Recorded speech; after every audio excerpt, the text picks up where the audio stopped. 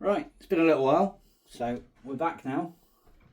And what we're going to do today is we're going to do an update video on my VFC based GBB KS1 build, because I've been asked quite a bit about it. And they've become a lot more popular since the Rangers and Royal Marines have decided to take it on as their other option as a primary rifle. But mine's based off the one that was selected by UKSF about 18 months before the Rangers selected it for theirs. I have done some changes to it recently, so I thought we'd go through those, because there's been some evolution of parts available, that kind of thing, and it's well worth going over them, I think. So you'll notice I don't have my LPVO on there at the moment. I have this LCO on there, and that's because I was using it for, or was going to be using it for some CQB, and I find that the red dot sight is just a little bit better for that. It also makes the rifle a little bit handier, because this build is actually surprisingly weighty with the variable optic on there. It's surprisingly heavy without it because of the barrel. We'll go into that in a moment. So as a refresh, what we've got here is a VFC SR16E3 originally. So there's a couple of things that aren't accurate to the actual KS1. We'll go through those first.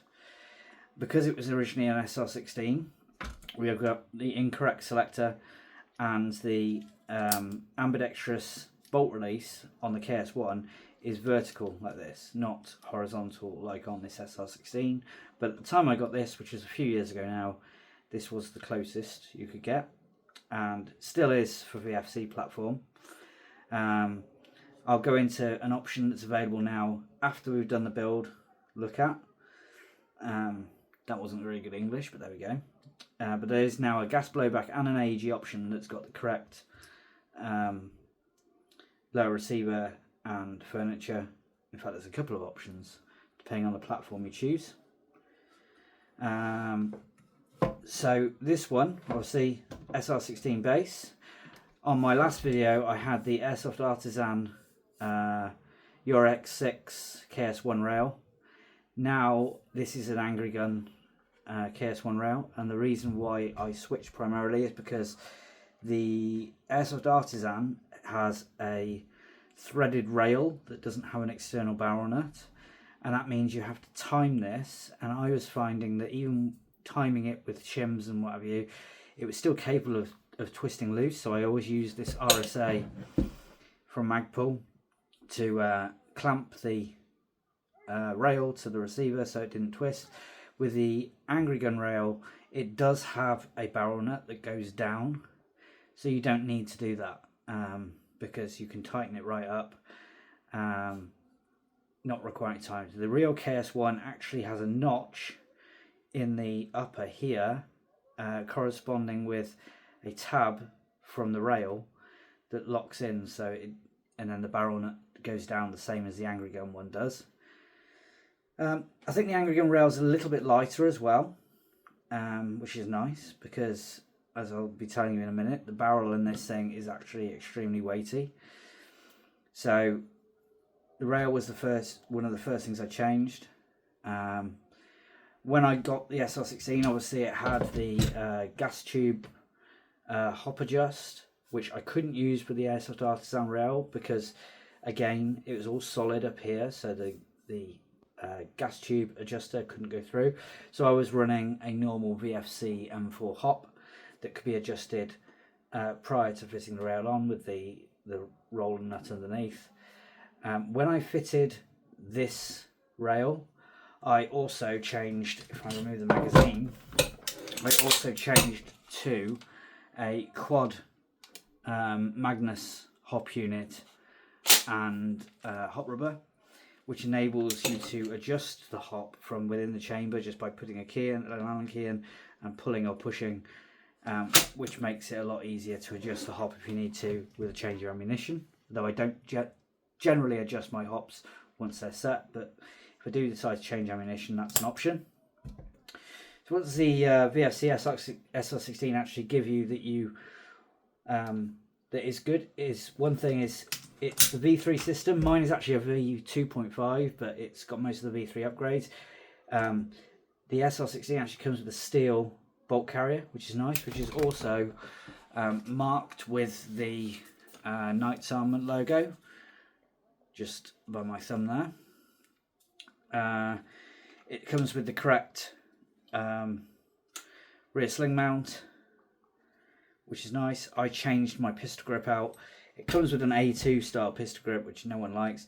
I changed mine to a Magpul K2 Plus, which is a nicer grip angle. It's a nicer feel, and a bit thicker as well, which I find works for me really well.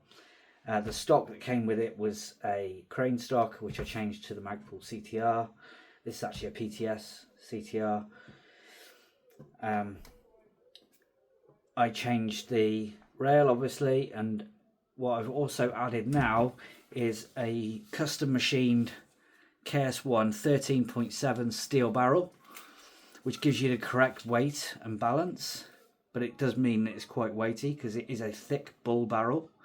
It is golf ball dimpled to add some lightness, but it's still a very heavy barrel. You can use the original flash hider. This is an Angry Gun PRT can on this, and I'm actually using the Angry Gun flash hider anyway, but you could continue to use the one that comes with the SR16.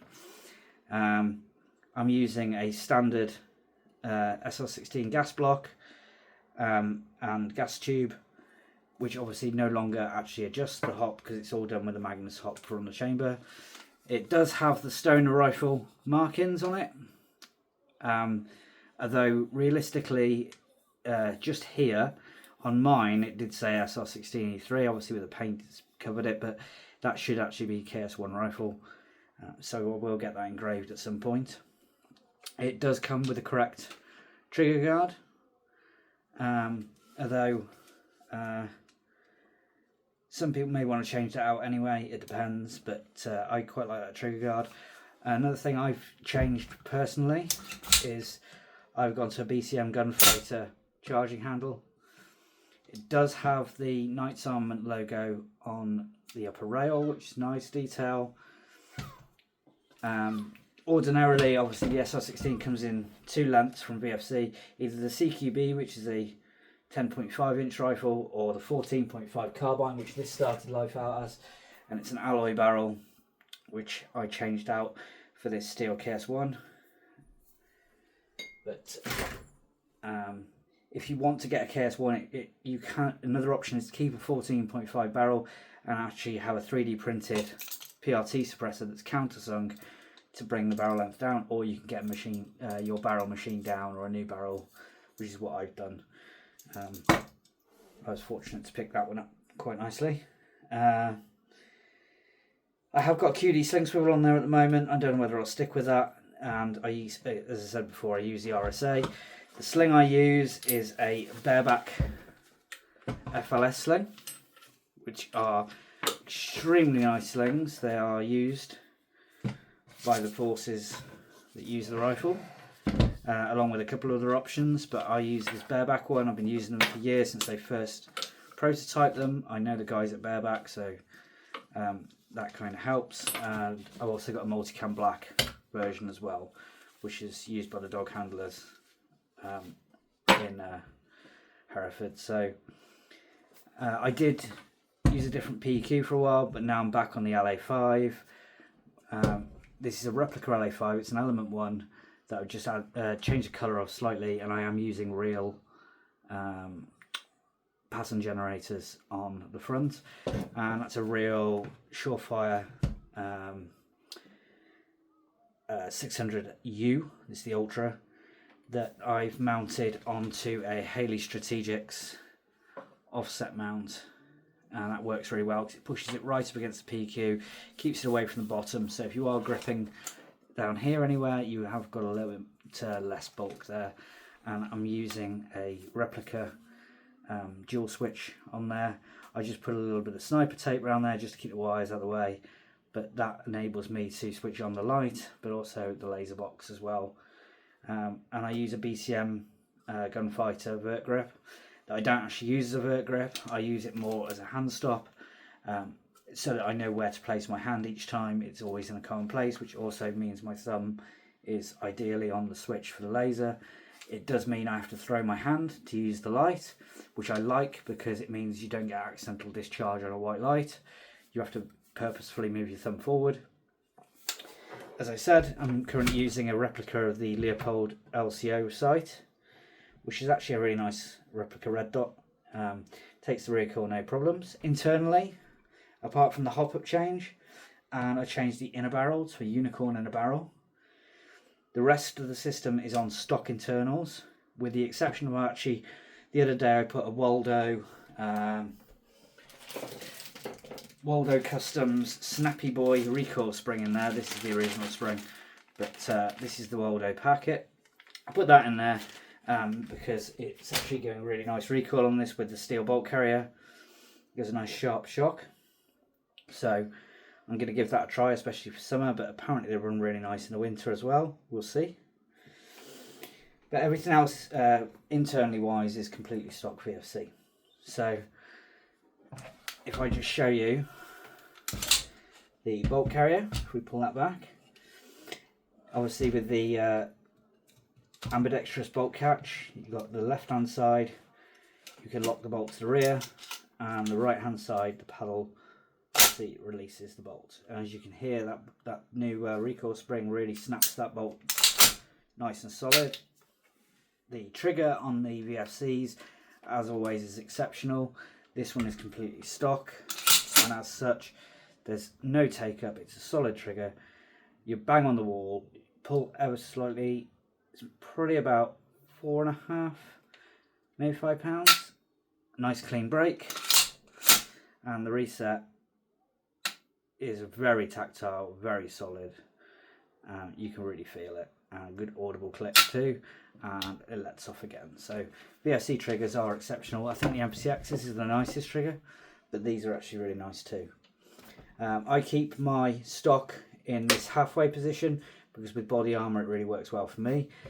This is a bareback sling retainer. I lent this rifle out to bareback to use on a display, and they put this on for me. I left it there. I haven't really used it much, but when I do have it in the rack or something, it is very nice to tie the sling up, put it under the retainer, and it keeps it out of the way of the hooks on the wall. The Quad Magnus Pro hop unit, this one has now been zeroed. It's capable of lifting whatever BBs you want to put through it. I generally use 3s because I've got lots of them, but it'll easily lift 4 5s, 4 8s, whatever you want, and it's very, very consistent, very easy to adjust and set up. It was zeroed to my low power variable optic, which is a replica of the SIG scope, but funnily enough, the zero on the Leopold red dot is held the same. Luckily, I didn't have to re-zero it. But yeah, that's pretty much that for the external components. The rear pin on this one is actually really stiff. You do need to actually punch it out, but I don't mind that. I'd rather that than have some receiver wobble. This is completely solid. There's no wobble. As I said, with this steel barrel, the balance is very nice, but it is very much barrel heavy, like you would find on the real rifle, because the real KS1 does have this heavy bull barrel. I'm hoping you can see the detail on that barrel from underneath the rail. This was actually machined by LC Engineering in the UK.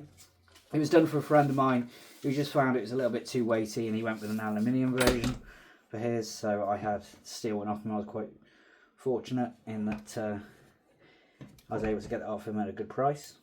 But I would recommend their machining. They did all the machining on my L19A2, my GHK one, back in the day. So very reputable. They do tend to have a bit of a weight, but they're very good. Some people I've seen online complaining the VMAGs. They say they're crap. I've never had a problem with the VMAGs. They perform very well for me. I just wish they made them in tan, but they don't. So we're using black ones, and I may spray a couple of them up, we'll see. But aside from that, this rifle's what, 3.5 years old or something like that now, because I got this as soon as I heard that UKSF were adopting the KS1 and started doing this build, and it's just evolved from there, and this is where it is right now. Mine is painted because the photos that I was fortunately shown of KS1s in use from Hereford were painted up. Obviously the SR16 comes in black, so it was originally, I painted it tan to match the KS1 issued rifle, and then I'd give it its paint job because the flat tan wasn't really doing it for me in paint. I have been offered to Cerakote this, but I would still probably paint over the top anyway because the issued rifles that I've seen from Hereford have been painted. I think it looks quite cool anyway. Whether you like it or not, it's personal preference really. I like it, breaks the lines of it a little bit. I don't have that many painted rifles these days. My L1982 and A1 are both painted, and this is painted, and that's about it.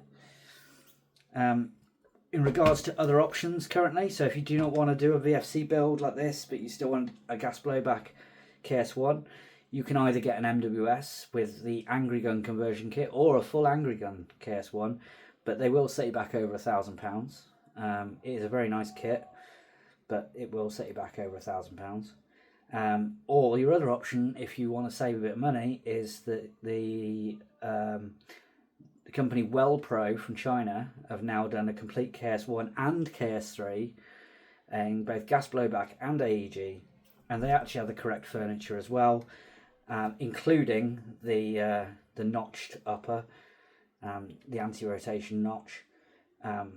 They take VFC mags, but the rest of the internals are not actually VFC compatible, so bear that in mind. I don't know how compatible they would be with like the Magnus Pro hops or anything like that, but I'll try and get one at some point, or maybe the KS3, and see how they actually perform and how upgradable they are. And if I get one, I'll do a review on it, of course, and put it on the channel, or an overview, whichever happens first. So that's the KS1 in a nutshell, as is at the moment, and this will be getting run out again soon, so I will give a little performance update, probably through shorts, when I've ran this a few more times with the new hop up and barrel in it. The Unicorn barrel with the Magnus Pro hop is surprisingly good. The range on it, I was easily hitting the extent of the range I had access to, which was a measured 92 meters, and I was easily hitting the end of that, only with a 0.3, and this rifle was set at 1.1 joule too, so quite an astounding range really, and that was in winter. So I will update when I've used a little bit more with the new setup, and let you know if we have any issues or anything to improve on, or whether it's all peachy. We're going to be getting some more videos done soon. I know I've been off for a little bit. Things just going on, so it's been a little bit difficult to get stuff done. Also lacking a little bit of motivation, if I'm honest. And the weather's been good, so I've been outside a lot. One last thing regarding these Angry Gun PRT cans. You can strip them down to just the suppressor. Obviously it comes with the cover on it. This one's got the built-in tracer unit as well, which has also got a flash generator, which is visible through the holes in the forward part of the suppressor, and they QD lock on. So there's a notch on the back of the locating ring, and there's a post on your flash hider. You just lock that in, make sure it's in, and then just twist and turn like you would on the real one, and it squeaks like the real one too. And then once it's on, it's solid, and it matches with this barrel, it matches to the rail pretty much perfectly. So there's a less than a millimeter gap in there. It does have all the markings that you would expect as well, which is rather nice. And if you do Cerakote your rifle with the FDE, it will match the Angry Gun suppressor too. So another thing to bear in mind. But anyway, hope you enjoyed this. If you've got any questions, please put them down in the comments below. And I'll see you next time. Thanks again.